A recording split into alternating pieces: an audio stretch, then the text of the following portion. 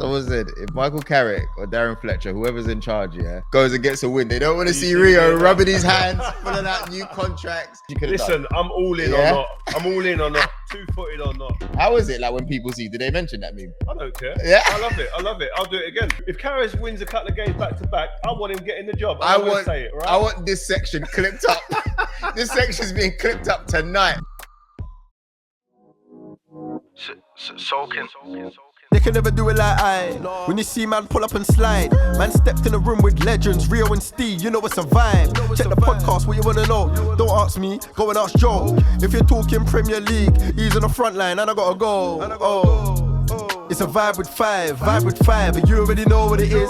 It's a vibe with five, and you already know what it is. Vibe with five, and you already know what it is. It's a vibe with five, and you already know this. Ladies and gentlemen, we are back with this week's episode of Vibe with Five. Now you're wondering, Joe, why are you sitting next to a Man United top? What's going on here? Like, don't worry. I still know who I support, you know. I still got my allegiances right. But a few weeks ago, we did do a competition. Well, it was more of a give back, to be very honest. It was more of a give back, to be very honest, because it was Rio's birthday. And we said that if you had commented and you had followed Sokin Global and you had done all of that, we're picking a winner. So we will announce the winner at the end of this show. But here's the shirt right here. We're also giving you a 5 hat as well. That Rio, can you do us a favor? Yeah. Can you sign it right here? Look at that. Look at that. There you go, guys. Bam. Boom. It's coming your way. We will be announcing the winner at the end of this show. Make sure you follow the socials as well to be involved. So we were talking about money goals, right? With Sokin Global. Money goals, the way I see it, it's more like ways of saving money. You know what I mean? Ways to really be good with your money, etc. So can you tell me what your money goals are this month, Ria? As it's Christmas, it's present time, I'm buying time for the kids and stuff. So I'm taking their allowance down from what it was last year, probably by 40%. Really? Yeah, they need to know. Wow. Yeah, they need to understand. What are you going to do? They can't always have the glitz and glamour. All right. So what are you going to do with the 40%? Pocket it. More money goes for Rio. Exactly. That's my money goal. Oh, man. For myself, if I'm honest with you, I'm just going to stop like drinking fizzies, innit? That's what I'm going to stop doing because I need to save. You spend a lot of money on fizzies? Quite a bit, to be honest with you, you know. But it's because I run it off straight after, so it's not as bad. You ain't rating me at the moment, are you? No, I drink fizzy drinks now. I never drunk them in my whole career. Really? I very rarely on a night out with a mixer. As a mixer, maybe that was it. Quick question: what was that? You see, there's that game that they always show on TV, and you have to come up and you have to have like Jaffa cakes and that. Yeah. Oh yeah. What the heck? So that was after I was banned for 8 months, isn't it? Yeah. So I went into the game and played the game and adrenaline and everything, but obviously I exerted so much energy and so much had come out of me that do you ever get that feeling when you feel like you just need a bit of sugar? Yeah. You need a biscuit or a sweet just to like because you feel dizzy. Yeah. I've had that, but that's a bit of a mad place. That's what happened. And then for about, I swear to you, about 6 months during games, I was always making sure the kit man on the side, Albert, had like a little like a breakfast bar, you know, the little sweet bars. Yeah. Or you used to have bars or banana no, not banana, bars or jelly babies and things like that. So then it would happen, and I'd go to the touchline quickly and just take it. Instant impact. Instant.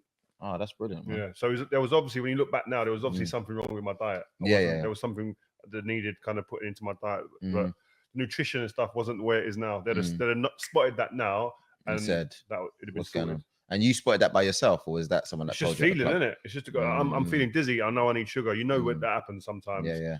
And I just sugar rush. You have a little rush and it's come. Steve, money goals. Oh mate, stop eating out tomorrow. Really? Yeah. Where'd you eat? Everywhere. Yeah. Where we are in town, there's an absolute paralyzation of choice. There's loads in there where you are. Yeah. There's a nice place I had breakfast outside when it was sunny in the summer. Ezra and Gill. I don't know what it's called. It was lovely though. So what we want you guys to do, is hashtag Sokin Global, right? And we want you guys to send us a video. Just upload it on your IG or whatever it is, and we'll find it in the hashtags, your money goals, and we'll put it in next week's video, all right? So, but you got to make sure that you're liking, sharing, commenting, subscribing, all that stuff, because we will be checking. Also, you can save money and earn up to 10% cashback this December on your payments and money transfers with our partners, Sokin. So make sure you follow them on Sokin Global. Ria, we've got to start off where we left off yesterday. We did a reaction video in regards to Ole getting sacked. Now, from the outside looking in, it feels like this sacking is just dragged on. It hasn't really felt like, you know, something that you see as, you know, I mean, news, you see it on TV, there's the highlight bar. This felt like a company email that was sent and you're just kind of like getting on with the movements. I just don't get it. Man United have always been a team that you've always associated with being like the best in class, elite of what they do in all aspects of the club, whether it's from the business angle, the commercial angle, so on the pitch. At the moment, it's everything but that in all of those areas I just mentioned. And that is the worrying thing for me. Every area looks like it's just flagging at the moment. That, yeah, the commercial is still doing well, etc. But Man United is a global brand, so you expect that. But in terms of making decisions, being decisive, everything but. And I take you back to before the actual international break. 2 clubs had an issue with their managers, saw a problem, dealt with it. Norwich and Aston Villa immediately. They didn't limp into it. They were decisive, made a decision. Those 2 clubs this weekend managed to get 2 wins. They had the prep. Listen, it could be luck. It's not going to say that's going to be the way that things go for them, and it's going to be an absolute upturn in results, and it's going to change the fortunes of the football club. But what I'm saying to you, that decisiveness, it doesn't lead to any of this hangover or what do we do now and rushing around. We're now in a position now where how did they think that anything was going to change, really, after the Watford game? Even if they won the Watford game, what's gone on previous to where we are now, there ain't much difference just because of one defeat. It's still the same. The club's in disarray on the pitch. Things aren't going well. The same traits that everyone's been talking about and seen and going, actually, the way the team is, the philosophy of the team, is there a DNA? Is there a complete work ethic? Is there a togetherness? All these things questionable, leaning on the side of no, right? And then all of a sudden the game happens, we lose, and then the club make a decision. Now it's all reactive. Nothing's prepped. And even the management now, the management situation, looking for a manager. Surely you look at this before and you go, right, we're going to identify a certain candidate and know. It's almost like, oh, this result's happened. We're going to sack Ole. Now we look for somebody to come and be in charge. We'll put an interim before the interim. And then we'll look for a manager as well. It's just it's actually embarrassing. And you're just sitting there trying to protect the club, and you want to say be positive and come across a little bit positive in a situation that we're in now. I just can't, because it isn't, because it's all very reactive. These situations, you have to be proactive. Surely there's a candidate that should have been identified weeks ago because you could see what was coming. You see the club isn't performing. You've had 2 weeks international break. It's a perfect time to start going around identifying the next candidate. So when did it turn for you? And was it that episode that we did? And you know what it is as well? It's like we're talking about an ex-candidate and stuff like that, but you can't keep changing the conductor if you do nothing with the orchestra. Yeah. Because you're still going to keep getting the same crap music will eventually come out. I want to stop. That's the problem. I want to stop you there for some people who don't understand that. What are you trying to say exactly? Because when I sat there yesterday and I thought, hang on a minute, you've gotten rid of Solskjaer. Carrick's coming. The way I know how a company works, Solskjaer's not everywhere, mate. He can't make all the decisions. A lot of the decisions will come from Carrick. Above as well. Above. Yeah. But everything is still in place. Is that what you're saying, basically? Yeah, I'm just saying that you can't just say that we'll change the manager and it's all going to change. There's the foundations behind that with the club. There's decisions that have been made. The recruitment, like, it's off the target. It's not right. It's not been right. It's proven. Like, you're looking at it and you're seeing there's wastage of money. There's certain players that have got new contracts and you're sitting there going, really? And you think, wow, okay. Probably 95% of the people outside of the building would not have given them people new contracts, would have recruited differently maybe. And if you're recruiting within a way in which it is suiting the DNA and everything is going in the right direction, you can see things are moving in the right way, which until this transfer window, it was seeming like that. But as soon as this season's kicked off, listen, we scored last minute goals constantly. We've got ourselves back into games through individual brilliance. Let's not try and kid ourselves here that we were on the right path. No. Individual brilliance was bringing us back into games. It wasn't the DNA. It wasn't certain habits and traits in the team you're seeing. This is repeating itself why we're being good and why we're getting back into games and why there's patterns of play. I don't see no patterns with this team other than that things aren't right. Yeah, I said this when you played Young Boys. Yeah, but I was on the crest of a wave. The Ronaldo factor was still hitting me. You me. And Steve were like, oh, what about when he makes good choices? Why can't it be Solskjaer? Well, just, I said but it. you know what, along. man? I said I'm going to be honest. You try and back your team, man. You try and back your guys. You try and back your club. You do that, and sometimes you do it blindly at times because the fan in you takes over. But then there comes a point, like they did the other day, a couple of weeks ago, when you have to say, listen, truth be told, this ain't right and this can't continue. And I just feel that I don't know, man. When we make a decision like this, for some reason, I feel like our club limps into making these decisions now. We don't go into it with any decisiveness or confidence, it seems to me at the moment. Everything's reactive and, what should we do now? Let's think about actually... well, it's not like, bang, we're going to do this and we look really authoritative in what we're doing, professional, elite mindset, elite mentality. No, it's not. It doesn't feel like that at all. It feels everything but that. The last time you did it professionally, I want to add, was when you signed Jose. Van Gaal won the FA Cup. Boom. He was, announced as leaving straight away. Jose. Nah, he wasn't announced as leaving straight away. The press broke it. Game, I think that weekend before the game, yeah. Well, it looked like there was a plan, regardless of what happened. Steve, I'm going to ask you this first, and then I'll ask Rio. You saw today's game, right? When did you realize for you that Ole isn't the guy to take you forward? I think it was the Liverpool game. Previously going into these games, there was, and sometimes we'd lose, and sometimes we'd win, but it felt like we tried, and it felt like we had an idea, and it felt like we had a plan, and it felt like people were prepared and knew what they were doing. And sometimes you'd fall short, but sometimes you'd produce the goods. And it felt like that was the difference between what we saw under Ole and what we saw under Jose, is that we knew Jose was going to go and try not lose the game. And if we snared a win, bonus, but it wasn't the plan. Whereas we'd go to the Etihad and take it to him. I know you might do that playing counter-attacking football. I don't think there's anything wrong with that at all. And you'd get the win. And I would know going into these games that I was excited and I was happy. But we had a period this season where we played some tricky teams. We struggled against Wolves. We struggled against Southampton. They're tricky teams for anybody, usually. Tricky. You don't rack up a score against them. We put goals past Newcastle. We put goals past Leeds. You're supposed to. That's what happens to those teams. But then you had your Villas, and we struggled and we went down to Villa. That's not normal. It happens. There's always anomalies. We saw City lose to Palace recently. Those things do happen.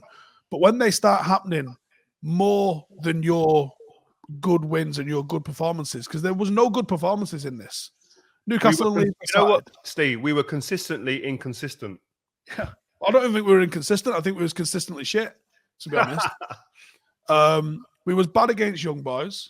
We was bad against West Ham. And I don't mean like the result was bad. I mean, we played badly and we got a bad result. Like Chelsea have covered up some pretty ordinary performances by having some brilliant results, and they sit top of the league. So everyone's going to go, they're not playing bad. Watch the games. They're not playing flawlessly. They're not completely dominating games. They're winning games. And they're doing it consistently. So that's going to cover up for some poor performances. But United weren't even having performances where you go, do you know what? We were unlucky there. We probably should have won that. No, we lost and we should have lost. And that happened with the Villa game. That happened with the Villarreal game. That happened with the Leicester game. Did we get lucky with Everton? We was garbage. Then we got lucky with Atalanta with a bit of a comeback, and then we got absolutely destroyed against Liverpool. Now, I think across those three games, Villa, Atalanta, Liverpool, we played like 8 of the same players. Where was the change in idea? Where was what we're going to do different? Where was the different thought? He changed formation, didn't he? He did. Yeah, but we didn't change mentality. We didn't change what we did. Formations can look identical. A three at the back can look like a back four when the 6 drops in. There's not a lot of difference. There You know, is. obviously, 2 up front for you. What? There is. If you play it right, you can identify a formation that's distinctive when done In right. possession, not really. Out of possession, yeah. In possession, if you've got a good number 6 that's a conductor, he's going to sit alongside your centre halves. You see, I mean, we're I'll tell playing you what, Villarreal right? this week. I went and watched Chelsea this weekend, and if I freeze framed it after time, them players are in the positions that they should be. Yeah. It is absolutely distinctive. It's definitive in what they're doing. That's a sign of a top elite level coach. I watched them this weekend against Leicester, and they toyed with Leicester. They could have had 6 or 7, 2 goals disallowed. They were unreal. By the way, this was without Romelu Lukaku, 100 million, and Timo Werner, 50-odd million. 150 million pounds sitting on the sidelines and still toying with an opponent, with a good opponent, by the way, not a shabby opponent. They set up in a 3-4-3 formation, and you look at it and you think, oh my God, this team, they function like an absolutely well-oiled machine. And it only comes down to one thing, is coaching. The way you coach a team. You can't get good at anything if you don't practice it. Or if you haven't got... On the Chelsea 3-4-3, United, you won't freeze frame them and get good movement on them. But the Chelsea 3-4-3, if you freeze frame Manchester City at different points in the game, the way they line up will look like a 3-4-3. Am I right or wrong? Yeah, but what I'm saying is they're in the positions that the manager wants them to be in that formation. All I'm saying is that Man United, when you look at them, I don't know where they're meant to be. I don't know what players meant to be where. I don't know what's the instructions. Yeah. I look at Man City and I look at Chelsea. I know that these players are under absolute instructions of when to press, when to sit, when to play, when to move, when to drop, when to press. You can tell. And the manager, by the way, is on the sideline. If a player doesn't press or doesn't push up on anyone, doesn't do what they're asking, they flip. They go mad. Whereas I don't see this at United. I've not seen it for so long, and I'm sitting there frustrated because I'm sitting there thinking, wow. Yeah, that's what I'm saying. The formation doesn't make a massive difference. What you're asking people to do within that formation, the mentality of what they're doing inside that formation, I think is more important. So you can play 3-5-2, 3-4-3, or 4-3-3. It's fucking irrelevant if you just don't do something. Stoke and Barcelona used to play a 4-3-3. If you play a formation, but the implementation of it is right, then you're right. It's when people toss it off and don't listen to instructions, anyone looks a mug. So can you give me, we were analysing the game a little bit this morning. Did you have any examples that you thought, you know what, yeah, this person should have been here or this person should have been there? Or do you remember any instances? Do you know what, Joel? You can go through every one of United's losses and poor performances this season, and you can identify where this person was out of position, where that guy missed a tackle, where this guy made a mistake. But ultimately, the reason that Ole's lost his job is the manager has to look at the bigger picture with those things. And when you see him pattern after pattern after pattern after pattern, he's got to change that. If he was changing that and seeing performance improvements, it'd still be in a job. But he wasn't. We was coming up with the same tired shit. Like I said last week, if you give everyone 8 days off, you can give everyone 8 days off if this works this week and it works next week against Chelsea and it works tomorrow night against Villarreal. But if you give everyone 8 days off when you've got work to do and things to fix, you're going to end up coming unstuck. And you give everyone 8 days off. And I don't think tiredness was the issue for United. I think we didn't know what to do. De Gea's come out and almost said the same. We don't know what to do with possession. We don't know what to do when we're defending. That's training ground stuff. But that's not completely true because I think some of it is hunger. Because when you see, for example, there's that goal when we were looking and Harry Maguire was so close to flipping the goal. Yeah, what goal? I can't even remember what goal it was. I think it was just the second goal. The second goal when he was too deep, and then when he came out, his angle that he came out was wrong. He didn't actually block the goal. He should have blocked the middle of the goal rather than the front post, which he done. But more importantly for me, we can talk tactics, we can talk about philosophies, etc. If you don't have a reaction when you lose the ball, right, then you ain't going to win no game. You ain't going to look good at all. You look shit as an individual and you look shit as a team. Everything falls down from that. And so many times I could pick out clip after clip after clip of individual players in this team that when the ball turns over and we lose the ball, there's almost like a shrug of the shoulders, like, no, listen, you look at the Manchester City, if they lose the ball, Liverpool if they lose the running. ball, if Chelsea at the weekend when they lost the ball, they're like flies around shit. They're straight bang onto people. They lock on straight away from a structure, by the way, from a system, from a foundation that is set, and they all go. It's not I lose it. Oh God, I just lost the ball, and then jog back into position. Or look like you're running, but you're not It's really putting in all the effort. And that's where I go back to leaders. You can't accept that. There's got to be someone in that change room. Forget the manager, right? Which it should come from the management. But before that, I don't understand how a player in that team sees that and allows it. Because I know 4 or 5 people would be in that change room on that pitch at the time, drilling that player. And even afterwards, it's not always about shouting. You don't even got to be a shouter on the ball all the time in terms of leading. It can be quick little subliminals. It could be quick little pokes, little prods. Like even I don't know, basic things like when a player's walking past you on the coach after the game, like, listen, it's quicker than you was moving in the game today, by the way, and just look out the window. Those little stabs, people they hit people. It might be a laugh, but he'll sit down after that and go, "Rah." Did you give a few of them? Yeah, that was because I didn't like people that cheated or didn't give the full 100%. You can't accept that. And I always say this, I wouldn't accept it because it would make me look bad. I want to play well. I want to be recognized as a top player. And if someone's going to go against that and make it more difficult for me, I'll call you out. That's what it should be like. Top teams do that. The best teams, the best players, the most committed teams do that. They call each other out. They're accountable. But they got Ronaldo, Varane, leaders, but they might not be. Bruno. There's different types of leaders, isn't there? There's different types of Is leaders. this not on the gaffer, though? Ultimately, this is on the gaffer, where if you've got 5 or 6 players in your team that lose the ball and shrug their shoulders, that's when you get in people with better attitudes. I don't care if I bought you for 100 million. I agree. Out you go. I agree with you. But there comes a point, the players, before the manager has to say anything, those players should be addressing that. Then after that, if it keeps repeating itself as it has, then it's the manager's job to make sure people drill people. Get out, 3-4 months of that. sit down here and watch the team and go and watch one of my other players who's come through the youth system or I've pulled him out of 23s, who's desperate to be in his team and will run his socks off here and will set until 60 minutes, he can't breathe and I'll bring him off. That's what Sir Alex Ferguson used to say to us. I hate going back to that, but that's one of the things he used to always say to us. Listen, just give me everything you've got. And if you have to come off at 70 minutes because you're running on red on 0, I'll take that because you've given me your all.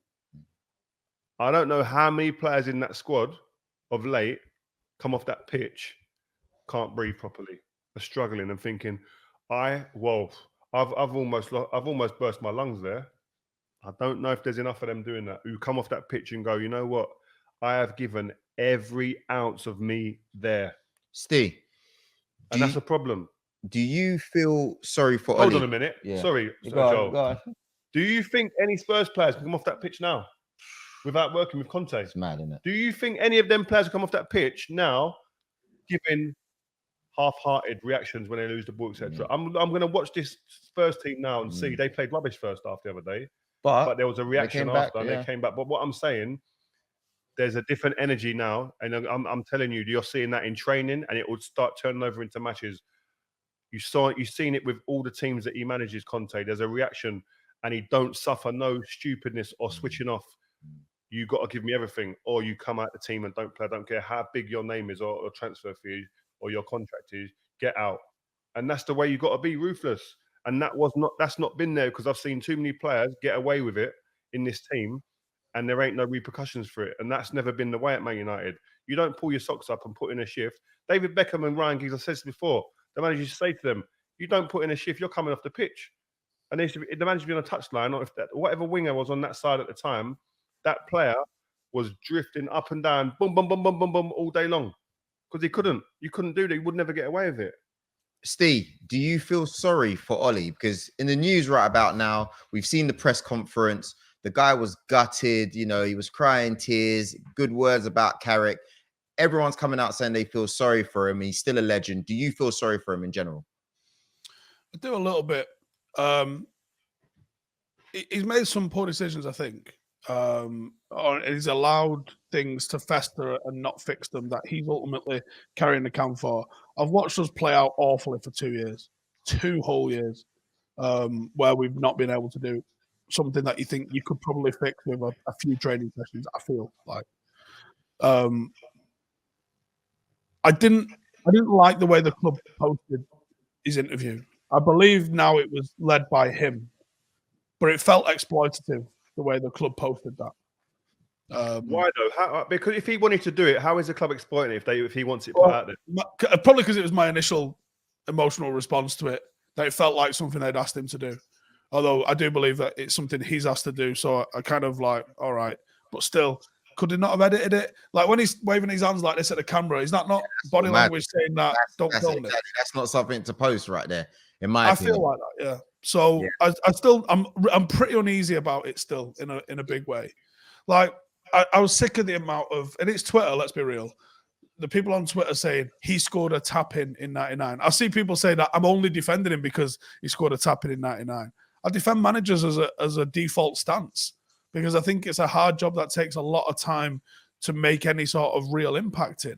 And I think recruitment's a massive part of that. I think United have got a bottom half of the Premier League midfield, and I think we really suffered for that this season.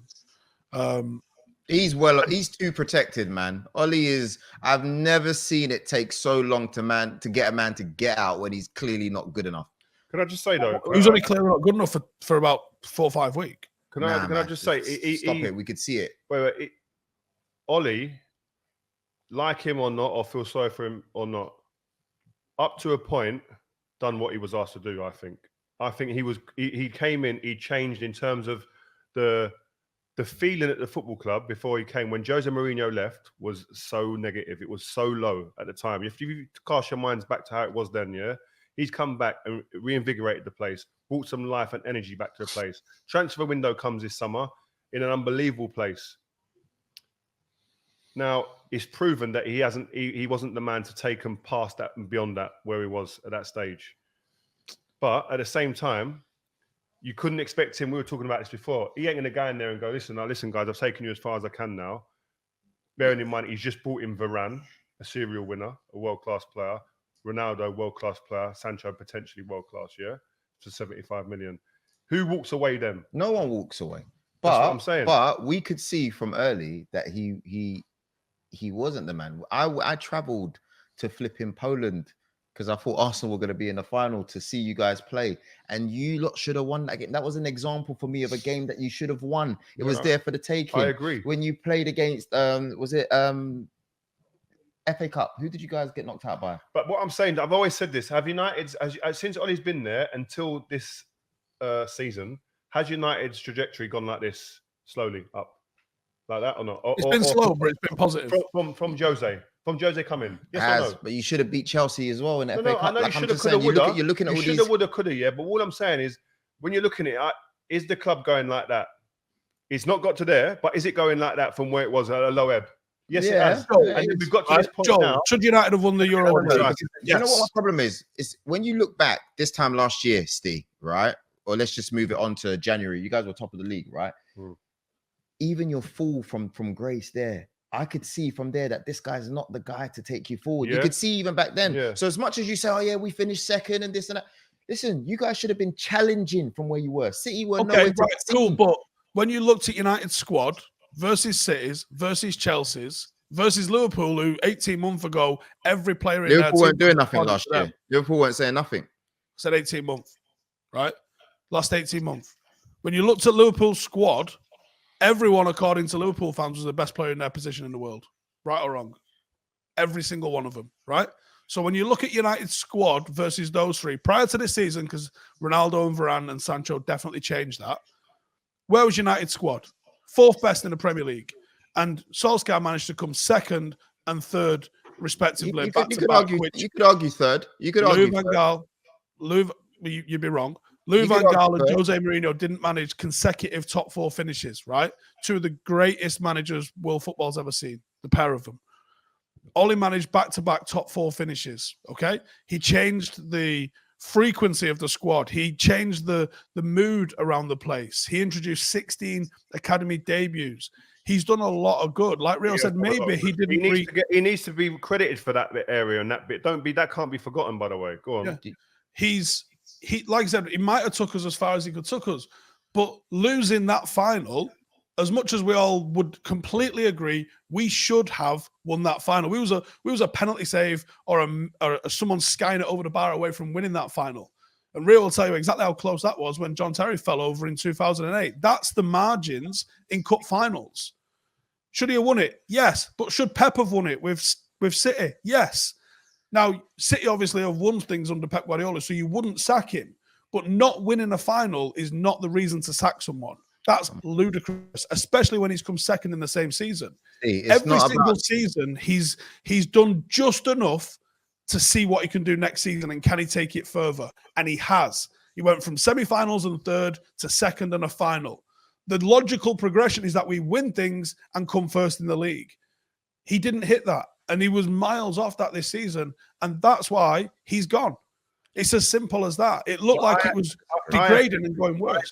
I agree with Steve. I think up until a few weeks ago, Liverpool game, I was like, yep, he's got us to a point and he's justified why he's here. You're mad. The club are justified why. No. I'm not saying he was the man to take us on to win things. He deserved the opportunity to start this season. That's all I'm saying. And I said at the beginning of the season, this is the year he will be judged. Without no like, oh, it's Ole because he's a legend, etc. No. He'll be judged. This is his squad now. He's earned the right to now start this season because of the trajectory that he's been on and how what he's put back into the club. The spirits come back, etc. Expectation levels now are bubbling again. But the season started, and I think the club are justified in sacking him. Yes, they are because of the results, and I don't think Ole would dispute that. But the club haven't been decisive enough. They didn't act quickly enough. And I think they let it linger on to a point now where we're sitting here with an interim before the real manager. What and type of monster games? That? What is that? And you had 2 weeks international break where you could have cleaned it up, got things sorted out, and the narrative would be very different maybe now. It would at least give yourself a chance to get the house in order. Right now, we look like we're in the middle of a dishwasher going mad at the moment. Do you know what I mean? On a Sunday afternoon after a mad roast. So for the people who are looking from the outside, these decisions that you're saying need to be made and they should have been made quicker. Ed Woodward, right? And the team. And the team, yeah. So even though we can sit and we can say they're not fully football men, like they've come from a history of banking, there's people that they can get advice from if they're not really sure, right? Yes, that's Sir Alex Ferguson. Like I don't understand how he's not involved. I don't understand that Sir Alex Ferguson is not involved. What do you mean he's not involved? Well, he's not involved in decisions. I see it always in the media that Sir Alex Ferguson played a part in this or that. Listen, I know he doesn't. He's not in there in that capacity. This is that's like Steve Jobs walking out at Apple. What's the fella's name? Cook? Tim Cook when he came in. If he had the ability to lean on Steve Jobs, 100% he'd be doing that. If Jeff Bezos left Amazon now, do you think the incoming CEO is not going to be sitting there and have him on speed dial when he needs to lean on him when a situation's happening or a big decision is going to be made? And I'm not, and Sir Alex Ferguson, I'm sure would do that without any news, or he doesn't need all of that press coverage. But I don't think that he's experienced, or even, I don't know, someone even like David Gill maybe, but I don't think their experience and knowledge and history with the club and within the game has probably been utilised enough. I know that for a fact. You know it for a fact? Yeah. Okay. There were funny rumours, Steve, of Steve Bruce being up for the interim job. Do you reckon that could happen? No, there wasn't. There was? No, there wasn't. You read the articles, not the headline, Joe. So he said Steve Bruce was interested in the job. I'd be interested in the job. Me and Steve Bruce are not in for the job. Yeah. No rumours of us taking the job. We're both interested in it. Rio's probably interested in it. Go on, Rio, say that you're interested in it. In fact, you can't, because it'll literally make a fucking headline, won't it? We can all be interested in it. It doesn't mean you're in for it. I've been trying to work out. I think there's probably 4 names in the mixer for that permanent job come summer. And someone is pushing Pochettino hardcore. It's all over Sky this morning. I think Henry Winter's just done an interview with him, really conveniently timed. It's being pushed really hard for Pochettino. So I think Pochettino's someone that Fergie favours, even though Rio's just saying Fergie's not got a hand in this. I think his opinion, whether it's direct or indirect, probably carries a little bit of weight still. I think Fergie's got something for Pochettino, so I don't think you can rule Pochettino coming to United out after that. Although I don't understand why he's not digging it in Paris. And also, they're not. I mean, they're top of the league, but they're just grinding results out. Considering I don't think that Pochettino leaves PSG in the summer. During the season. I think he's a man of integrity, and I think he's a man of respect. And I think he's grateful for the opportunity to be at PSG. I don't think, as a man, I think he would just say, you know what, if they want me that bad, they'll wait. I think from the murmurings in the media that we saw over the last couple of years when he was out of work, the Man United for him was like the pinnacle. Was like, Man United is the club I'd love to get to and get my hands on and guide that club. Do I think he's a good fit, Pochettino? I think he would be. I think if it's the Pochettino that I saw at Southampton and Espanyol and his time at his early part, especially up to the probably Ajax game at Spurs, that pressing team, high energy, up and down, entertaining, aggressive team, what he put out. If that Pochettino comes, I'd say he's a great candidate. But he's got a lot of stuff going on at PSG, so you have to be respectful in that sense. And it's all about what PSG want to do as well, because they're not probably just going to relinquish their manager during the season. Or anything like that. The club statement suggests that they know that whoever they're trying to get isn't going to come in the season. So they're clearly mentioning that they're going to find an interim before finding a permanent manager at the end of the season means that they've already lined up 2 or 3 people for that. I'm putting money on Pochettino. If I'm putting money for the end of the season, start of next season, my money's on Pochettino being manager. I think Poch is one. I think Ten Hag's one. I think Lopetegui could be one. And there was another one, Zidane. I think he's outside because it doesn't sound like he's having it. But I think that's my 4. In terms of if I was a betting man, the only money I'm putting anywhere is on Pochettino starting next season. Real quickly, Steve. I think interim style, there's only one name that seems to be getting mentioned at the moment for interim. Steve Bruce's side. Ralph Rangnick. I don't understand why. I mean, is it Torpedo Moscow, right? Does Ralph Rangnick come here as an interim, stop like a bit part man, and then the real manager comes in the summer? What happens to Ralph then? I think as a club, we'd be stupid to not take the opportunity to get some advice from him. And him being here for 6 months, the guy's an absolute visionary. The club, I mean, Fletcher, Murta, and Noah are doing jobs that probably massively overlap in what Ralph Rangnick's speciality is. But if they could sit with him and sort of set the club up to be successful going forward, he'd be a brilliant consultant just on that front, let alone what he could do with a team for 6 weeks. So if you want to be a pressing team, basically. Yeah, as well as a guy that can come in and coach the team and be happy probably coaching the team for 6 months, be a consultant to set this club up to actually run like a modern football club and not the content creators that we are, and actually look like a football club that's serious. If you want to bring Poch in, if you want to bring Ten Hag in, Ralph Rangnick's a guy that sort of sits above in the hierarchy of where their style of players come from. And he could help set the club up to be successful for their transition. Like what City did when they had Bajirstein and all them in for Pep Guardiola. They were starting to play that style of play. What happens to John Murta and Darren Fletcher then? What's their jobs then? Well, I reckon they work with him. And like when you look at John Murta and Darren Fletcher's experience, with respect, they're amateurs compared to Ralph Rangnick. Like, I think we'd be stupid to think, oh, are we stepping on anyone's toes here? This is Manchester United, isn't it? Where's the ruthlessness? Where's the best person for the job? What about Carlos Queiroz? You know him better than I do, mate, by several degrees. Is he available? Is he up for it? I think if Man United come calling for someone like Carlos Queiroz, he drops whatever he's doing. Fergie seemed to say he was grooming him to be the manager at one point, didn't he? So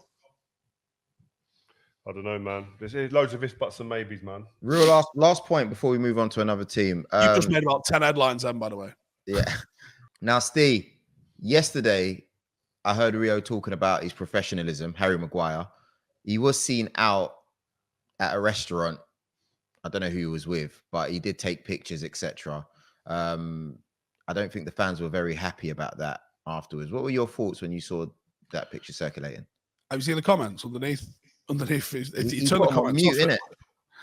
Not on Twitter, it didn't. The comments were brutal. And apart from the people overstepping the mark and just getting nasty, there's a real sentiment there in your manager's just lost his job. You're the team captain and you've just been sent off and you're in about as poor a personal form as anyone's ever been in for the club.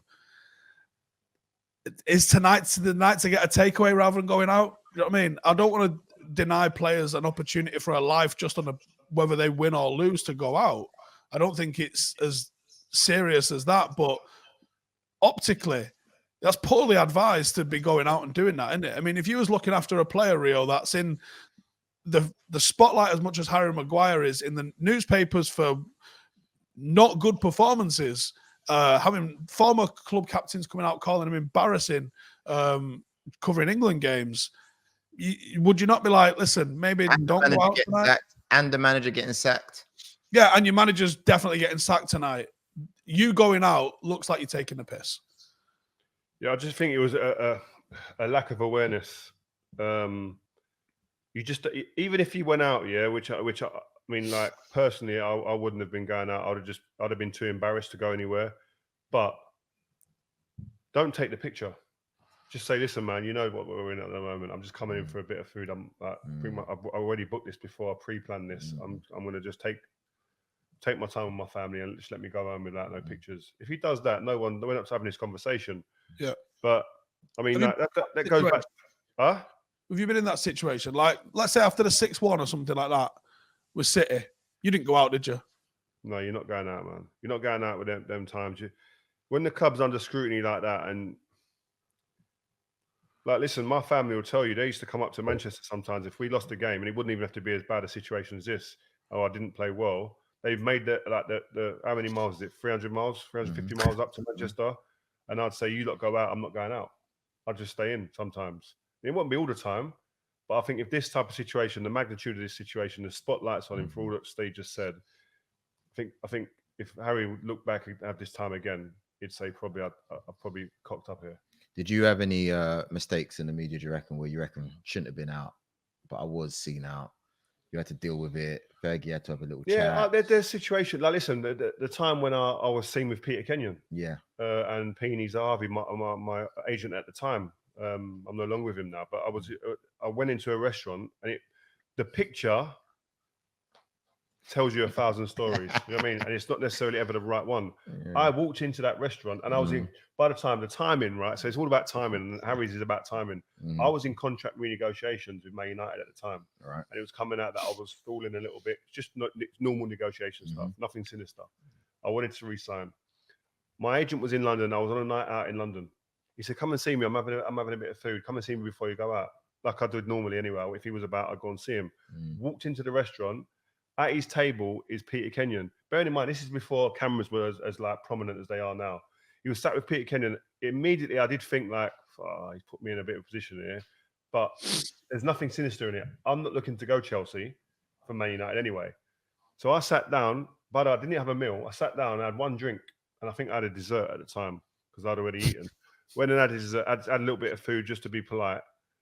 And then I'm sitting there thinking, like, I didn't even think anyone would take a picture. I was thinking, like, because it's not the camera world we're in now. How you doing? What's happening? I spoke to my agent. I don't know Peter Kenyon, really. How you doing? What's happening? Blah, blah, blah. Good luck. Right. See you guys. I'm going. Probably 25 minutes, half hour. No words of negotiations or anything like that, right? But the picture was taken by someone in the restaurant slyly, and it was in the back page of the newspapers on the Sunday or the Monday morning. I remember it. I went into the training ground, and I remember, is it Karen or Dial or whoever was there? Rio, the manager wants to see you immediately. Didn't even get into the changing room. Did you think?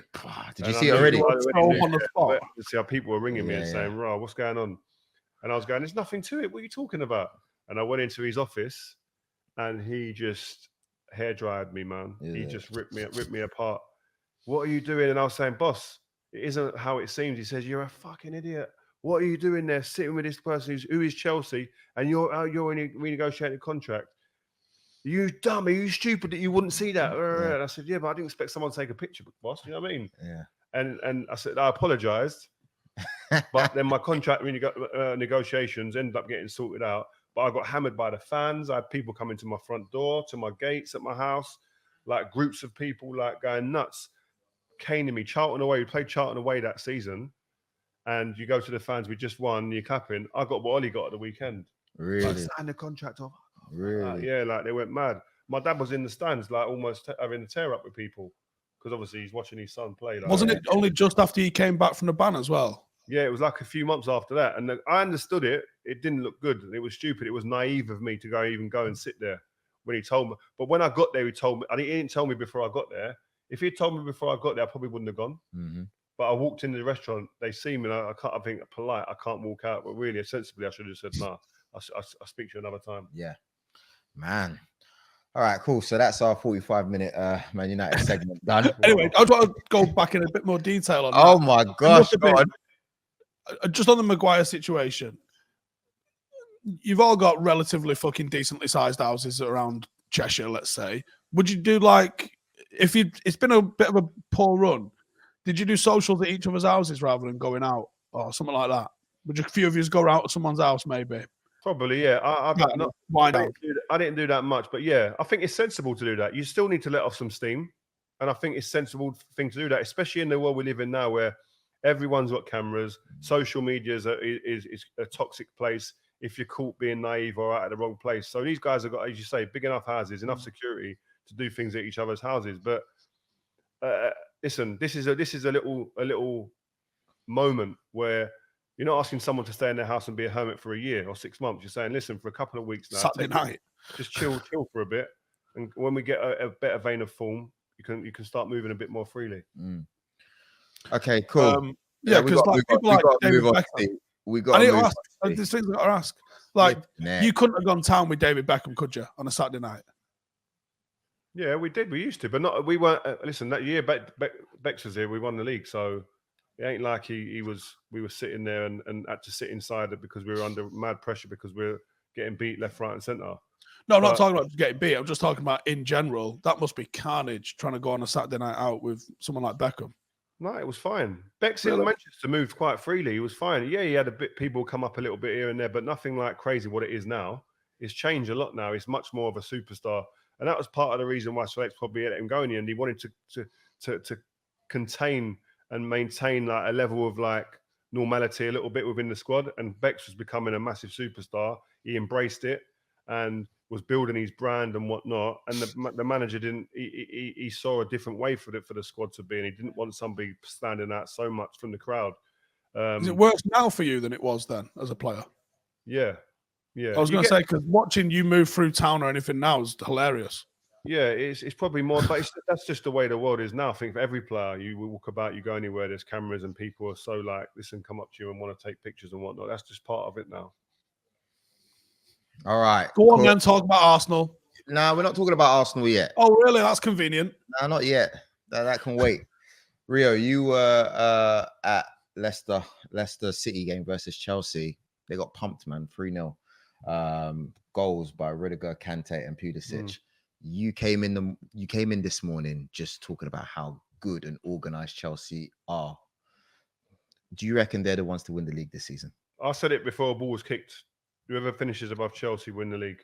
And I kind of went off that a little bit after a few games, but I'm back on it again. Yeah. They looked supreme. They looked confident. They had an authority with the way they played. They manhandled this Leicester team with and without the ball. There's an aggressiveness with and without the ball. The only thing you'd say, they could be a little bit more potent in front of goal and decisive in front of goal, maybe. They won 3-0, by the way. 2-0 within first half. But what I mean is they missed a good few chances. Then the crossbar. And the final third. And the manager said it after the game. He'd like them to be a bit more potent. They got £150 million plus that weren't playing up front, by the way. And they still won 3-0. This team is, like I said, a well-oiled machine who are going to take some beating. Steve, what Rio said this morning, he goes, Thiago Silva played with a cigar in his mouth, mate. He was that comfortable. Yeah, comfortable, beautiful. He had two athletes alongside him who just want to be aggressive and get around people. If they manage to beat that press, they're quick enough to get back and support Thiago Silva. Every phase of their game at the moment is done in with a supreme amount of confidence and know-how and understanding, a complete understanding of what is being asked of them. And I thought he'd struggle in the Prem as well. He's been mint. I thought he'd really struggle in the Prem. I thought he was coming a bit too old, but he's looked mint. He's been absolutely class. The system absolutely helps him as well. Security of having 2 centre-backs not too far away from him is beautiful. Athletics. What do you find the difference? Do you play often in a back three? You did for England a bit, didn't you? I played it for West Ham all my West Ham career, and then for England a little bit with Glenn Hoddle when he was there. For me, my career would have if I'd have played it more. I think I would have been a different player. I would have been probably a bit better. What do you reckon? Stepping out into midfield a bit more. Yeah. Yeah, We'll get Glenn lunatic. We'll get Glenn Hoddle on here to explain it. I can't wait to talk to Glenn Hoddle. That needs to be a 4-part, hour-long. I spoke to him the other day. He wants to come on. He's desperate to come on. Mint. I think we got to get onto the Arsenal game real quickly. Yes, we do. You were shit. How can you be excited? Are you all right? Makes no sense. Yeah, I'm all right. Are you all right? I'm just asking. You guys are getting battered. I'm looking after you, Watford, are you all right? All I've come and tried to comfort you, and you're coming to me. Nah. You guys need to stop it, man. Energy needs to just fix up, seriously. Did you see the first 40 minutes, though? What about it? We were in there, mate. No, we were. It's a 90-minute game. First 40 minutes was very encouraging. After that, mate, we got torn. You know what? Anyway, Joel, I'm going to throw some stats at you. Premier League rank for Arsenal: goals 14th, open play goals 19th. You're the new Wimbledon, mate. XG 12th, big chances. You've only had 7 all season. 19th in the Premier League. Shot conversion 16th, possession 13th. Well done. Can I say something? What's the league position? But what is the league position? That's the most important stat. Okay, Stoke and all. What? Did you say above Man United? Thank you very much. What did you see? I watched the game, and Liverpool just turned the screw. They turned the screw after Arteta and Klopp spat on the touchline. Yeah, it's true. Arteta started. Yeah, it's true. That was naive for me. At Anfield, just gas them up. You don't want to be gassing up that crowd and whipping them up. Yeah. You have a go at Klopp the way you do when you're 1 or 2-0 up, not when you're still in the game and the game's on a knife edge. And I think that was probably a little bit of naivety on Arteta's behalf. Yeah, I'll give him benefit of the doubt. He's a young manager. Yeah. So I think he will learn from that. But as soon as that happened, I was on the texts with my mates on the groups. This game could change right now. Yeah. It's gonna be a big swing now. And it was. I mean, decent goal from Sadio Mane, but that Jota goal, bro. He sent my goalkeeper to the shops, mate. Got a packet of crisps, a little bit of a chocolate. Little chocolate. He's a baller, you know. He is a baller, man. That's what I love about Liverpool. He's not even their starting player. Like if they're gonna play their first 3 up front, he don't start, really. Do you think that's minging how good they look at a minute? Recently, Firmino's been the man. I guess so, but I think if Klopp added a final next week, Firmino plays. But he's got someone who comes in and always delivers. He's the man. It's beautiful to see for a manager. Even Minamino got on the score sheet, man. That's what I knew, mate. It's done. Party over, man. The Ox playing well again. Yeah, love to see it. I still think it's going to be his final year, but I'm not really sure. When you look at Arsenal this season, what do you reckon we can achieve, though? Stay up. That's why I'm not even asking you, because you're not going to give a sensible answer. No, I think. All right, you get the top 15. Do you know what? I actually went to Arsenal's training ground the other day. And I've done a talk with some of the under 23s and some of the coaches there.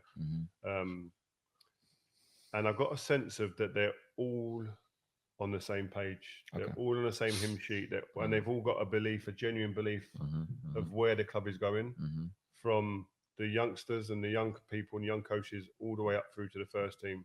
And they're in a good vein of form right now, bar the last game. So they're seeing Arteta's trying to implement a certain philosophy, a certain DNA at the football club, a certain type of recruitment.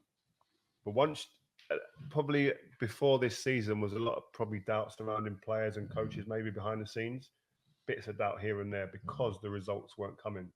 But now we've started to see some consistency with results. That energy changes.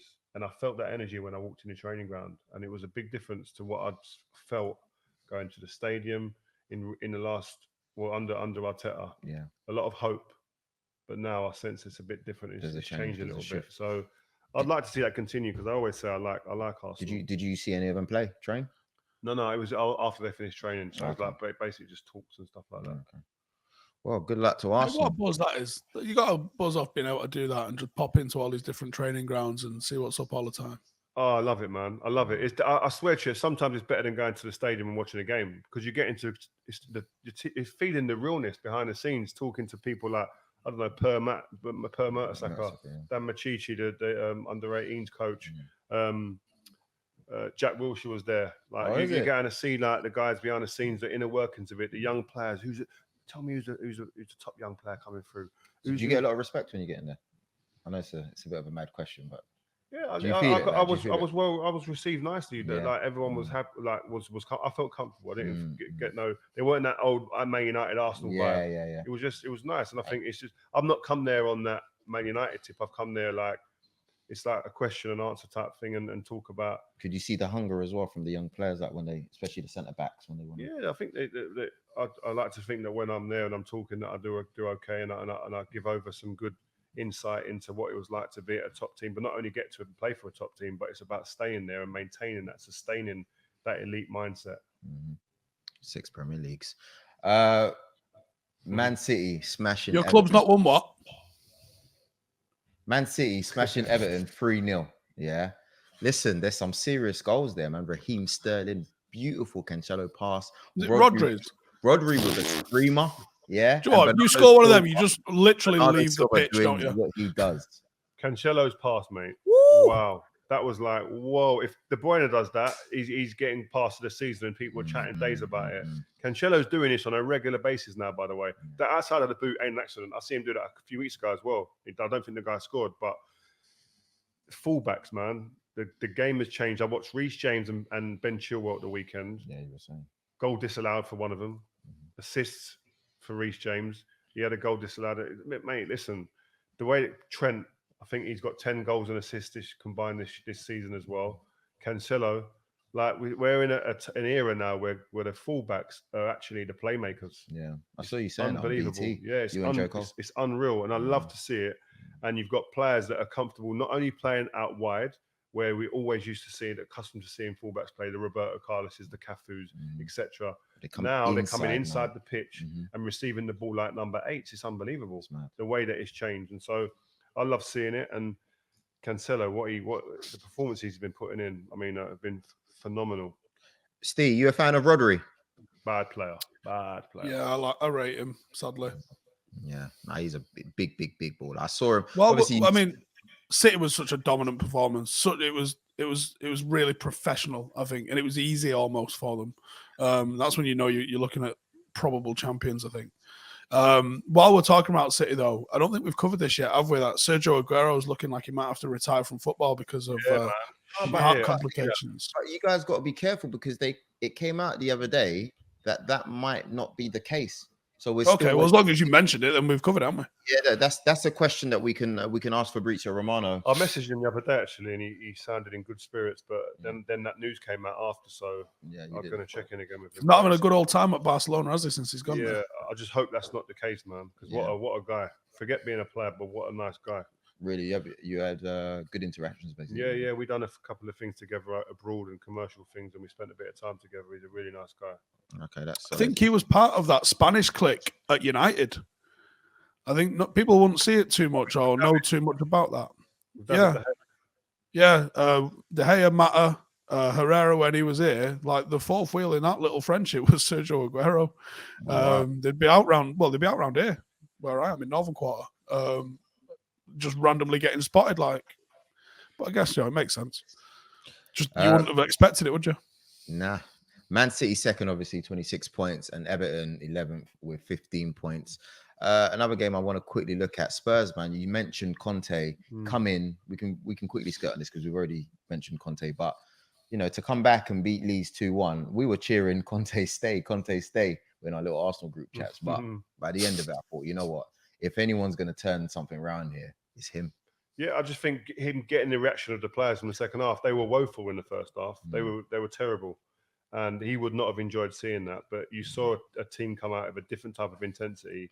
And that stems from the manager putting that 15 minutes to work at half time, and the team come out, and the players have to take credit too. But the leader, the steerer of that ship, Conte, worked his magic in that 15 minutes, and that's what you pay for.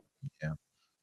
Looking at other results, obviously Newcastle going 3-3 with Brentford. Brentford showing that they're still fighting up in this place. Norwich, of course, Dean Smith getting his win 2-1 against Southampton. I mean, those teams are not Norwich, but Southampton so ropey, man. One week they win, next week they done. And you saw Norwich as well. You saw he brought back Gilmore in midfield. He's been praising him in the press conference afterwards.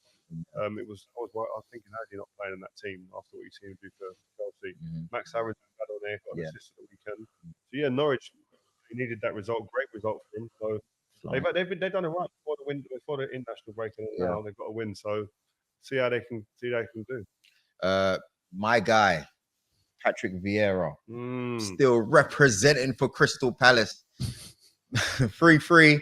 You know what? Yeah, after this whole Arteta thing, I'm really interested to see how he does at Crystal Palace for real. Because if he holds himself up well, why not give him a chance at Arsenal?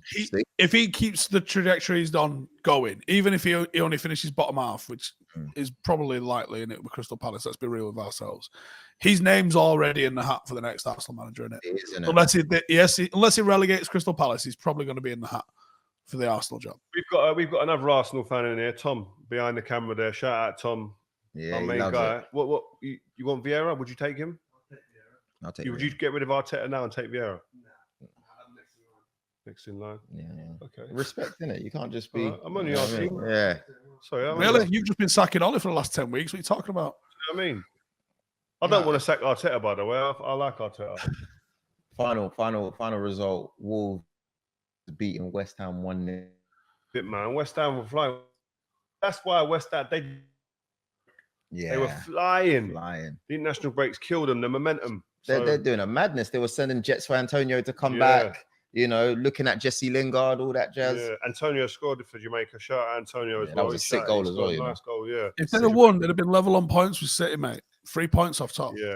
Mad. Ridiculous. West Ham are flying, but I don't think anybody saw them finishing in the top 2 or 3 anyway. But I want West Ham to do well. I want them to stay up there. But there was going to come a time where obviously Man United have got a very important game coming up, the Champions League against Villarreal. What do you see? What do you see happening? Well, Michael Carrick, big job, huge job. Do you know what someone said? Sorry, do you know what someone said? Did you see what I tagged you in yesterday? Someone said if Michael Carrick or Darren Fletcher, whoever's in charge, goes and gets a win, they don't want to see Rio rubbing his hands, pulling out new contracts. They don't want to see none of that. They're going to leave the club in general. Do you know what, though? Rio epitomized what every United fan felt at the time. There's nothing wrong with defending him. It's just about the league. You don't need to explain it. Do you know what? Do you know what? You complain that pundits are fucking boring on all of these channels and all that lot. You get some actual, real feeling and a little bit of excitement, and everyone takes the piss out of him for him. United fans was doing that across the globe after that game. Yeah, but he was the ringleader. It's dangerous when you're the ringleader. So what?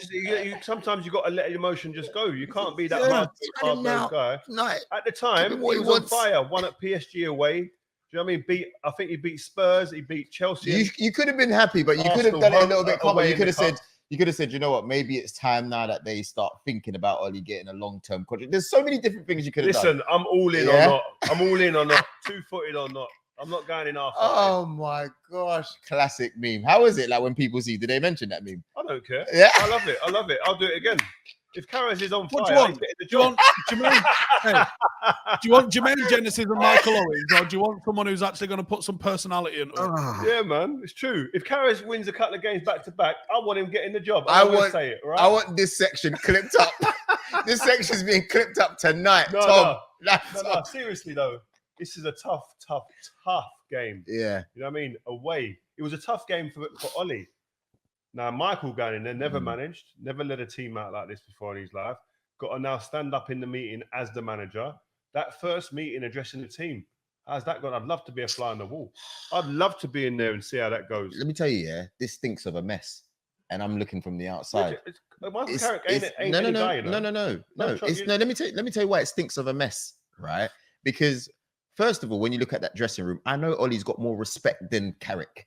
Yeah. So you've now replaced the guy with another guy that doesn't have as much respect. I'm not saying Carrick was a dead player. I respect Michael Carrick. So let's stop all the agendas, right? But in regards to a hierarchy in a club/company, that makes no sense whatsoever. That's why you need to hurry up and go get a Carlos Queiroz or someone with more stripes, because it's rare. Thinking, what the it's flip, rare. It doesn't happen often, but George made a good point.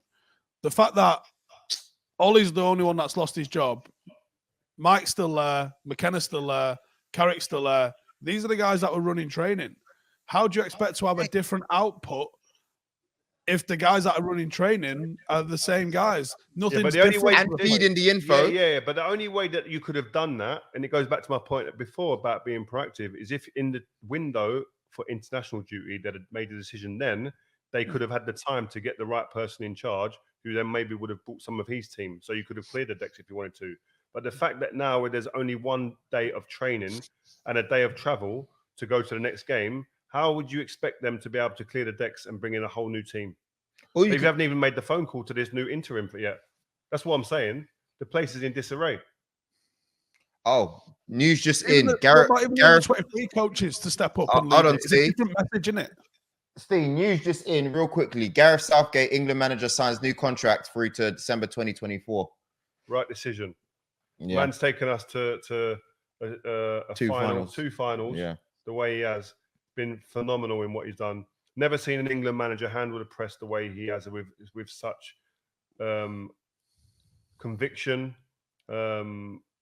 He's done it in a way in which that he's got huge respect, not only from the players, but also the media, also from the fans. There's a belief now in the England team. There's an expectation that is right for this team based on what they've done in the last two tournaments. And they have a real opportunity now to really go and break the ground and make some history with this team and change the fortunes of this national team going forward. I enjoy watching my England team now. That's it. Jack Grealish, go declare for Ireland again, and Mason Greenwood, go declare for Jamaica. You're not getting games under this muppet. This guy is mad, Mr. Pessimist. These are Steve Howson views. Mate, you've never seen an England team with this talent. He's boring. Anyway. Too much. Grealish and Greenwood got far too much sauce for him. England got to a World Cup final, hadn't got close since 66, and you're moaning. Raw. They didn't get to a final. All right, cool. We're just going to have to wrap it up over there. Guys, take it easy on Steve in the comments this week, please. See you guys. All right, listen. Vibe with 5. We'll be back with Gazzetta dello 5 on Wednesday. Oh, don't miss it. Don't miss it. Sam Richard's got some big stuff. He's got big stuff. And on top of that, yeah, you know, we're going to start that new series. You know, you said you love going to different clubs and stuff. On the inside, we've done a couple so far with Wayne Rooney and, of course, Steve and Rio at Old Trafford. We've got big plans for that, man. Yeah, we've got some new stuff coming, man, with some new faces for the channel. So do not miss that. Cool. Oh, we got to do the giveaway, innit? We got to shout out someone in the comments. Hold on, let me find out who it was. Sorry, got it in my notes. We've got here. This shirt goes to Charlie Brogan. Congratulations. Thank you very much. You know what I mean? We appreciate you. Will be getting your 5 hat and your Rio signed Man United top. And yeah, man, we'll see you guys soon. See you guys.